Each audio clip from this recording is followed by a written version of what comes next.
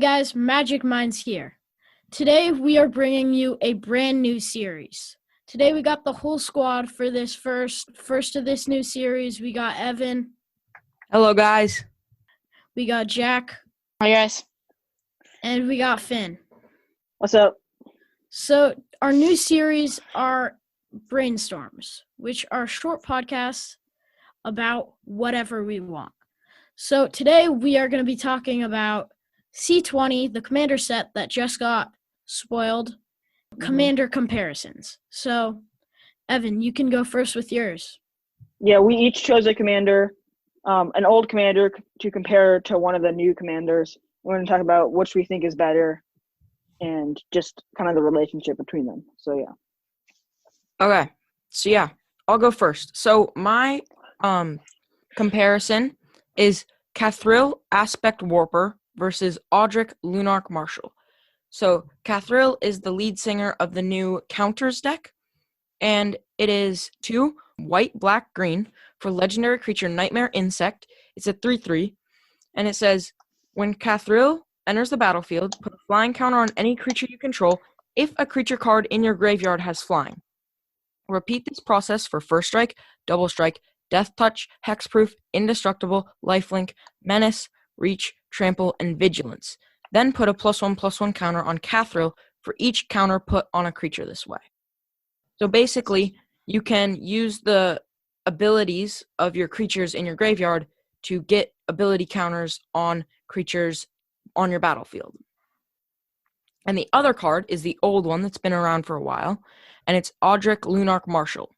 It's 3 and a white for a legendary creature Human Soldier. At the beginning of each combat, creatures you control gain First Strike until end of turn if a creature you control has First Strike.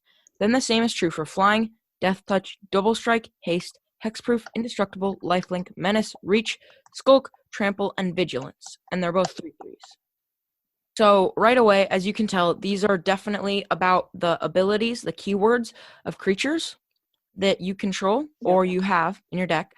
So, for example, a creature like Zetalpa, Primal Dawn, which is an 8-mana dinosaur that's a 4/8, but has Flying, Double Strike, Vigilance, Trample, and Indestructible, is going to be very good in both decks. But it's a lot of mana, so it'd probably be better in the Catheral deck, where you can just mill it, and Mono White doesn't really have enough ramp to be consistently getting an 8-mana card before it's too late in the game.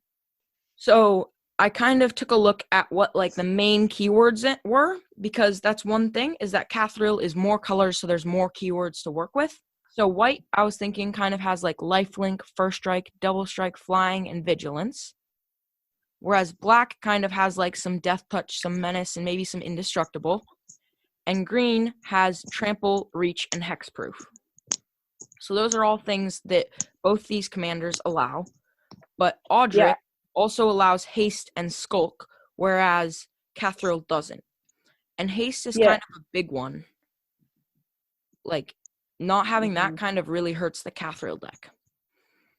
Yeah, I think Catheral is probably a little bit more powerful just because Audra is limited by mono white. But Audra also, I think Audra, in the 99 is going to be a bit better than Catheral in the 99 because he can get haste, which is super important. Yeah. But also there's some other things to consider. So kind of Audra is kind of more wide. You're going to have a lot of smaller creatures with lots of keywords. Catheral is high, where Catheral is going to get really big, and maybe you put all the keywords on Catheral or a couple of your big creatures. So I also found some upsides and some downsides to both of these. So for example, the upsides of Catheral are obviously that there's more colors in the deck, that there are +1/+1 counters that go on Catheral, and that it's less susceptible to board wipes because you can use those wiped creatures that have keywords to get more keywords when you're trying to rebuild. And so some of the upsides for Audra is that it has haste, it has less hoops to jump through than Catheral, and it can use the help of artifacts and enchantments. So I'll explain that a bit.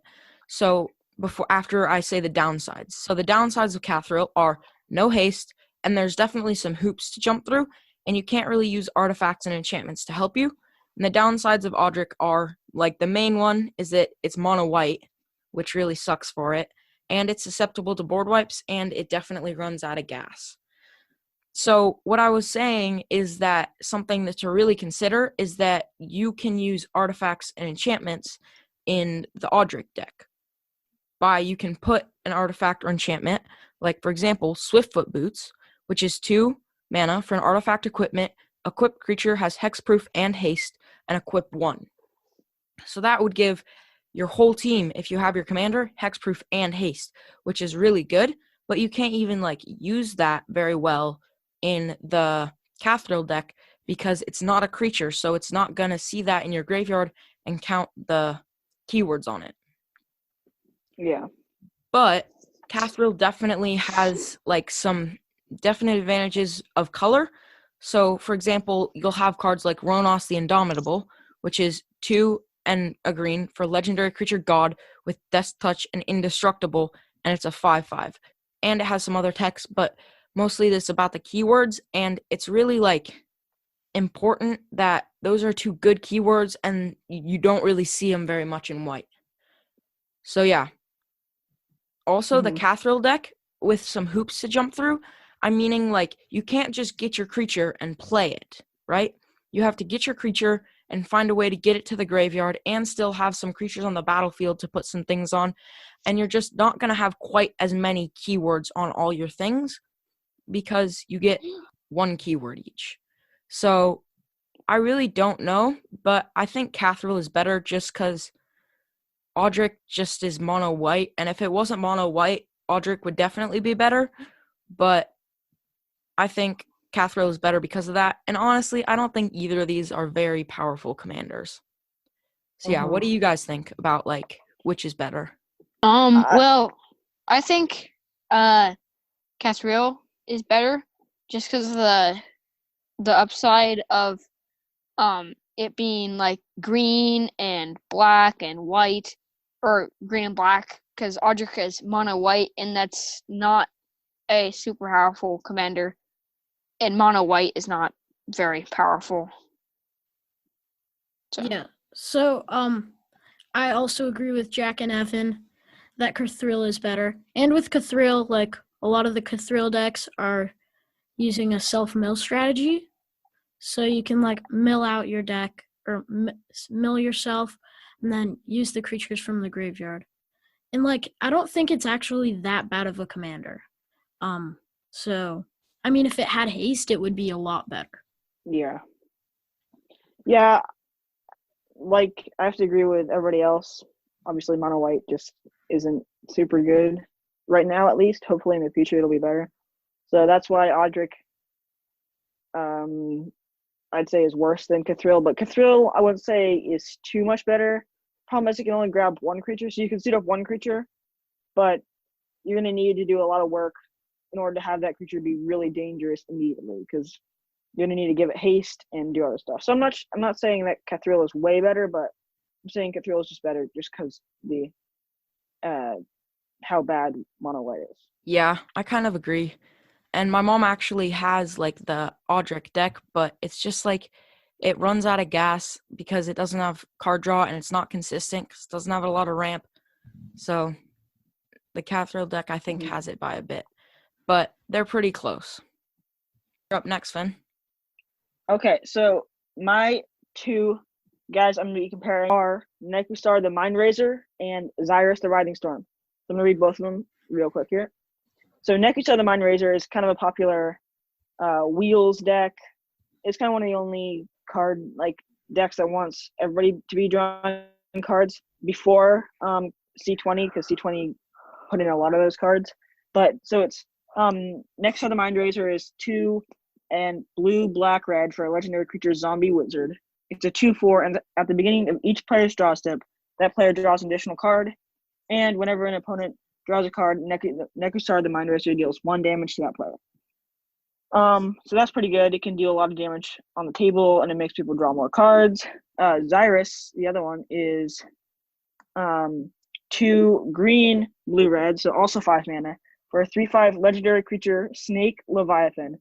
It's got flying, and whenever an opponent draws a card, except the first one they draw on each of their draw steps, create a 1/1 green snake creature token.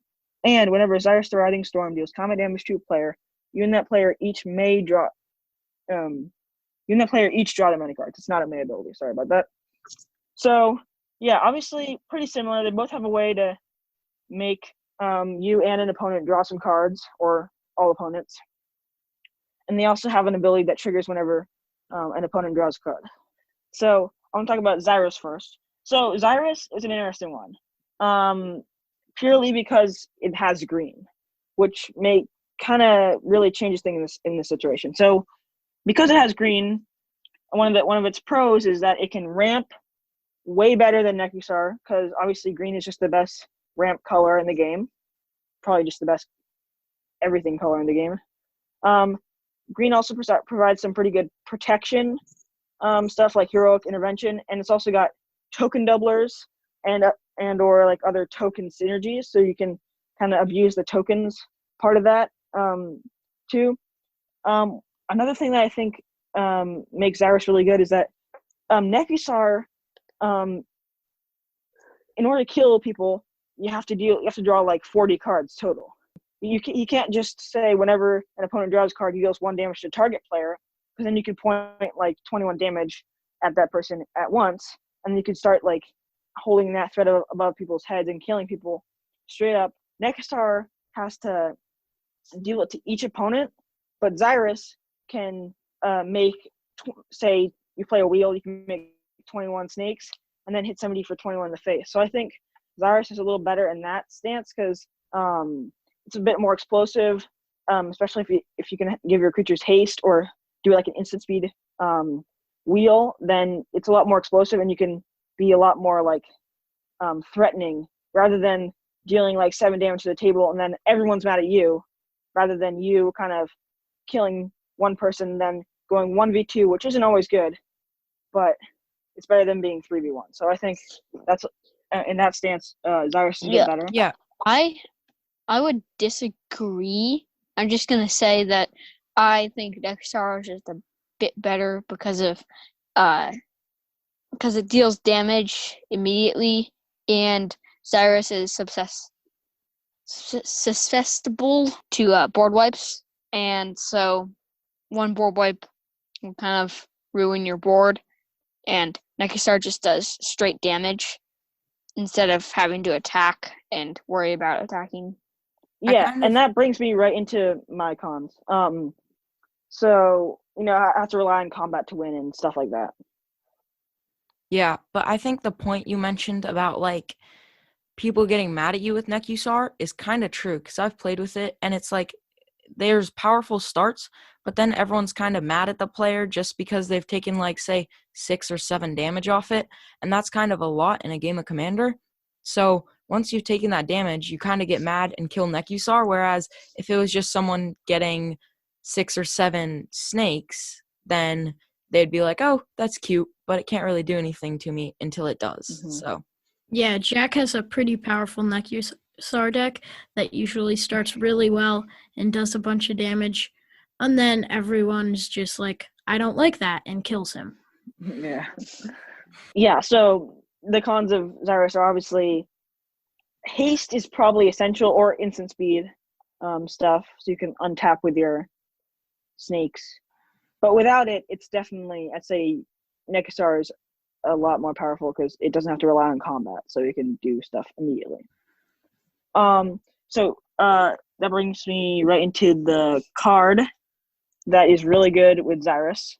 It's Ogre Battle Driver, so it's 2 red for a creature Ogre Warrior. It's a 3/3. Whenever another creature enters the battlefield under your control, that creature gets +2 bestow and gains haste until the end of turn. So this is great because it gives your creatures haste and pumps them. So with a card like this, 1 wheel wins you the game, basically. I mean, you're making a billion 3/1s that are all going to have haste and be able to swing immediately. So this is what I'm talking about, because this just totally allows you to, rather than, making everybody mad, you can just take out 1 or 2 people, and then you're going to have more of an advantage rather than going arch enemy. Now I am going to talk about the pros and cons of Makassar. So the pros of Makassar, It has black, which is good because if you're playing a lot of like wheel cards, there's like stuff that punishes your opponent for discarding. So wheeling on its Cyrus, which is good with Makassar, it's 1 in the black for an enchantment. Whenever an opponent discards a card, that player loses 2 life. So that can start getting out of control with Makassar because it can multiply damage, and make him be able to kill people with only a couple wheels. So that's good. It also does direct damage, like we said, so it doesn't have to rely on combat with like haste or anything. And yeah, some cons for Makassar is it doesn't have green, so it can struggle ramping, especially because both of these commanders are going to be huge targets most of the time, especially Makassar, because it's going to be like really up in people's faces, damaging them. So sometimes it's going to be hard to recast the commander. Deals damage to everyone, makes everyone mad. That's also said that. And yeah, it can't really kill one player at a time most of the time. Sometimes you can, enchant somebody with like Curse of Fool's Wisdom and stuff. But yeah, so both these cards are good with wheel effects like Windfall, which is 2 in a blue for a sorcery. Each player discards their hand, then draws cards equal to the greatest number of cards the player discard this way. So that can deal a bunch of damage with both these commanders because they're like wheel commanders. So to wrap up, I think Cyrus is better. But you have to build your Cyrus deck in a certain way in order for it to be more powerful. Your Cyrus deck needs to have a bunch of instant speed wheels or haste, because if you do that, then Cyrus is going to be really explosive. You'll be able to make like 21 or something snakes with 1 wheel, and then that will allow you to kind of either dominate the game or at least kill 1 or 2 people. Can be, I think, more powerful than Makassar's ability. But Makassar is great. You don't really need haste, so you don't have to rely on that extra little piece of the puzzle, because Cyrus kind of needs an extra type of card to make it powerful, but Makassar is just good with any extra draw stuff.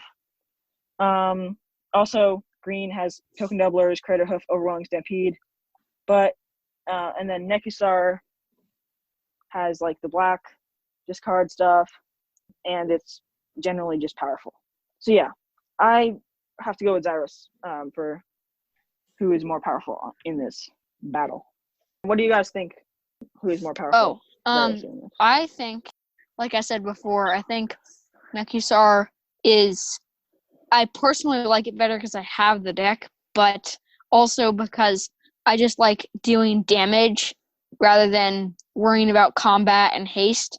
But I do agree with Finn about the green with all the token doublers, and the ramp is a lot easier to ramp. And a lot of times in our commander games, I feel like I don't have enough because I'm playing blue, black, red, which doesn't have much ramp. No, I don't think at all.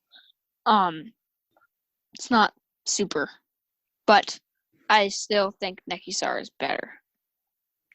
For me, I agree with Jack. Like, that you really don't have any ramp besides artifact ramp, and in those colors. And ramp in Commander is something that's really important. But I also agree that maybe like combat damage is harder than direct damage. I don't really know on this one. Okay. Well, I think I gotta go with Cyrus because, they're fairly equal, but if you're looking at, like, the engine in them, which is making everyone else draw and yourself drawing, Makassar gets 3 draws for opponents and 1 for you per round around the table, and Cyrus gets 3 draws for opponents and 3 draws for you, which is, like, 3 versus 1 for yourself is pretty powerful, and that'll let you keep churning through your deck and playing and having the best things each turn. So I think that is really a plus for Cyrus too. Okay, I'm next. So 2 commanders I did, or the comparison I did, was between Tyam, Luminous Enigma, and Taneb the Harvester. So Tyam is the one from the new commander set, and so Tyam Luminous Enigma is 1 white, black, green for a 3/3 legendary creature Nightmare Beast. And it says Each other creature you control enters the battlefield with an additional vigilance counter on it. And then you can pay 3 colorless to remove 3 counters from among creatures you control to put the top 3 cards of your library into your graveyard, then return a permanent card with converted mana cost 3 or less from your graveyard to the battlefield. So, I'm talking about pros and cons for both these guys. So, the pros for Tyam is that it only costs 4 mana, so it's relatively cheap. And it puts cards in the graveyard before you get the cards, unlike other commanders that do this. It just puts them in the graveyard and then you get it. And then it also, when it enters each creature they control, get a vigilance counter, so that's an addition. And then Teneb the Harvester is 3 black, green, white for a 6/6 legendary creature dragon as flying, and whenever Teneb the Harvester deals damage to a player, you may pay 2 and a black. If you do, put target creature card in a graveyard into play under your control. So, the pros for Teneb can get cards from any graveyard, so it doesn't have to be your graveyard. I think that's really important in this. And it's a 6/6 flyer by itself, so it's good for attacking and blocking. Well, you kind of have to attack with it to get its ability. So yeah. The cons for Teneb, it costs 6 mana, which is kind of a lot sometimes, but it has green, so we can ramp. And another con, it's not that big, but you have to pay 3 mana to get his ability, which sometimes can be difficult if you're trying to do something else in the turn when you attack with him. It isn't totally con because Tyam, you have to do that too. Yeah, I was going to read that next. So, as Caleb just said, the cons for Tyam are it costs 3 mana to activate his ability, and it's only a 3/3. And it has a 6/6 flyer, which is way better than a 3/3. And then another con is you have to remove counters from creatures when you activate his ability. So that might be a little bit harder, like when you're trying to activate his ability if you don't have enough counters. And this is a big one that I noticed, and that is really, really a downside. You can only get permanents with 3 or less, so that kind of limits your choices a lot. And so I'm going to be talking about cards that are good for Teneb, and a card good for Tyam, and a card good for both decks. So the card that I chose that is really important and really good for Teneb is Rhea Dawnbringer.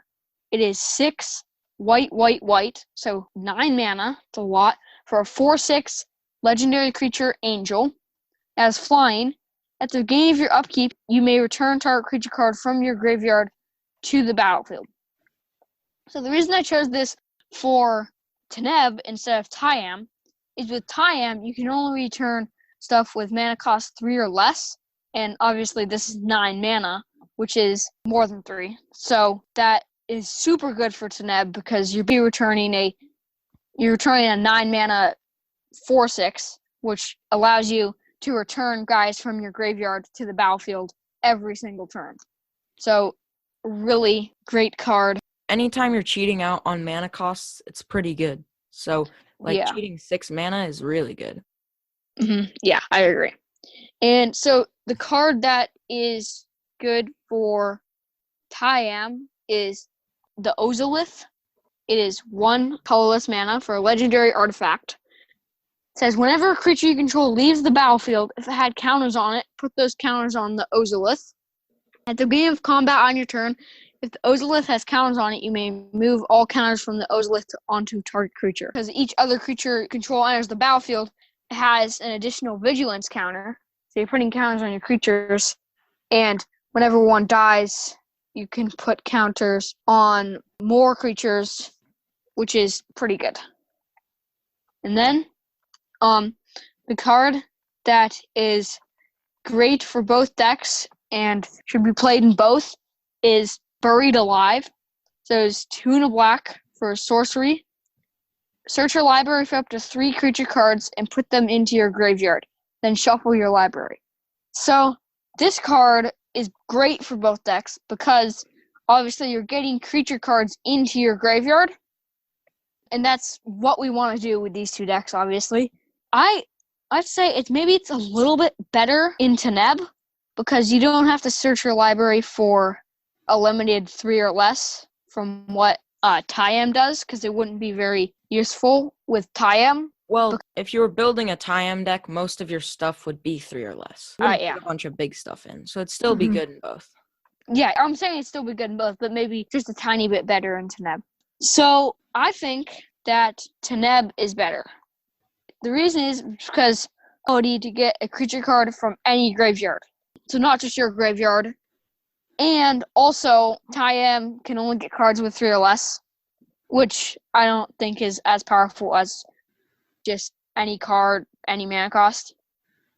And you have to remove counters from the creatures to activate Tayams, which can be hard.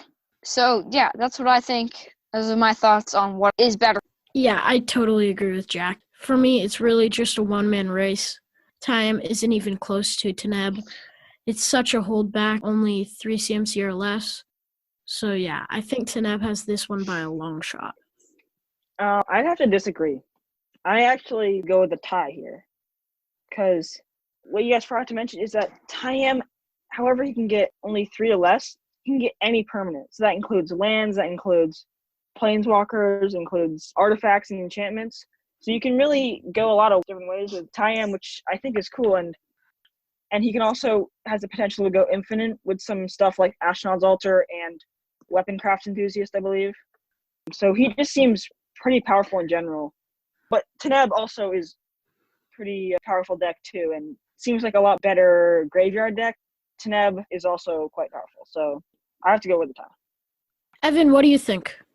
Okay, yeah. So, I don't know. I don't think it's quite a tie. I think Teneb is a little bit better, but I think it's actually pretty close because I think something that was failed to mention was the that you can do Tayam's ability more than once per turn. So if you have the things, you can go on an explosive turn where you can probably go infinite, like not even infinite, 4 times, 4 different things onto the battlefield, go from nothing to everything. Whereas Teneb is kind of like limited to 1 per turn, and that's only if you deal combat damage.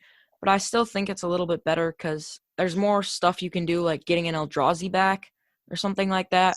Whereas Tayam, I don't know. It's really close, but I think Teneb is a little better. So the cards I'm comparing are Rasheen Meanderer, which is the one that's not from the new set, and Zaxara the Exemplary, which is from the new Sultai deck. So Rasheen Meanderer is 3 with a hybrid Gruul for a legendary creature giant shaman. It's a 4/4, and you can tap it to add 4 waste to your mana pool. Spend this mana only on costs that contain X. So you built an X deck around that. So Zaxara the Exemplary is 1 black, green, blue for a 2/3 Death Touch. You can tap it to add 2 mana of any 1 color, and whenever you cast a creature spell with X in its mana cost, create a 0/0 green Hydra creature token, then put X +1/+1 counter. So right away, they're both tapping for mana, and there's some pretty sweet things you can do with it. One card that goes really great in both decks is Nyxbloom Ancient. It is 4 green, green, green for a 5/5 enchantment creature elemental with trample, and if you tap a permanent for mana, it produces 3 times as much of that mana instead. So instead of tapping for 4, Rasheen would tap for 12, and Zarksa would tap for 6. So on EDHREC, Rasheen Meanderer has 435 decks, and Zaxara the Exemplary has 272 already, and it was spoiled a few weeks ago. Yeah. So obviously, Zaxara wins that one. Like, a lot more people are building Zaxara. So you're going to want to make these X decks, like build them around spells that have X in their mana cost. So in Gruul, which is Rasheen's color, there are 150 spells with X in their mana cost, according to the Gatherer. And not all of those are going to be legal. There's some, like, on cards.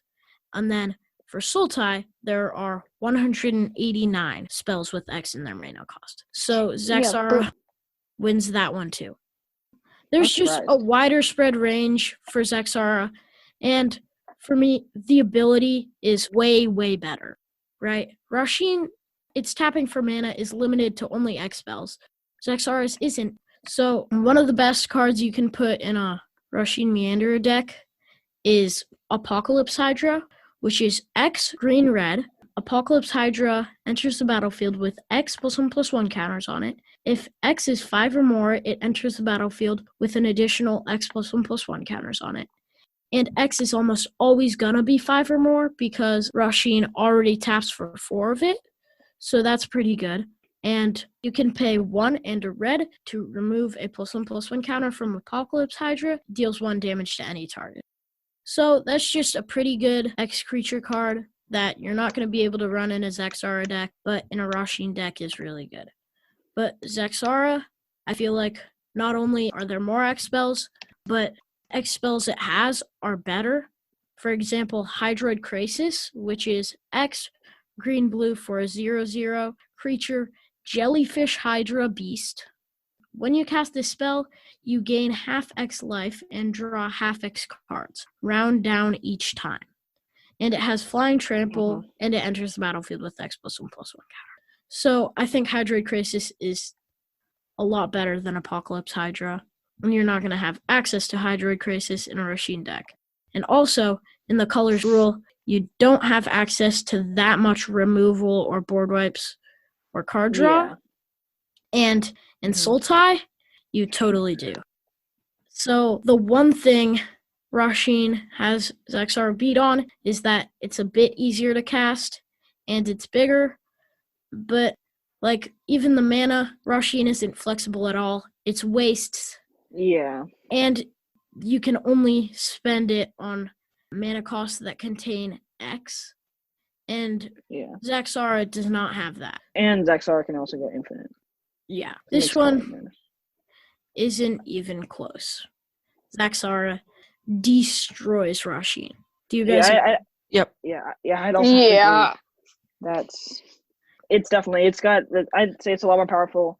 It can go infinite. You can spend that mana on anything. Sultai is just generally better than Gruul. Maybe not the fairest comparison, but they're pretty similar cards. They're similar commanders. Zaxara is the best X commander, so yeah, hands down. By a lot.